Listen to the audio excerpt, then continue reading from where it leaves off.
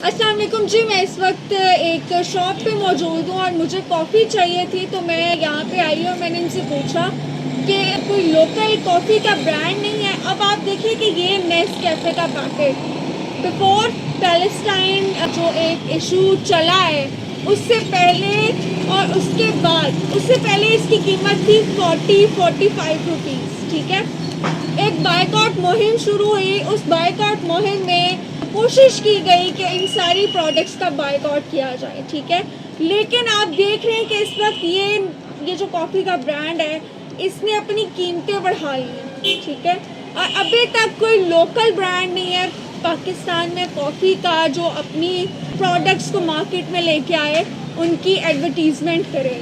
तो मैं local product जो भी बनाने वाले हैं उनसे ये कहना चाहती हूँ कि प्लीज़ आप लोकल प्रोडक्ट्स को प्रमोट करें, मार्केट में अपने ऑल्टरनेटिव प्रोडक्ट्स जो हैं उनको लेकर आएँ। Thank you.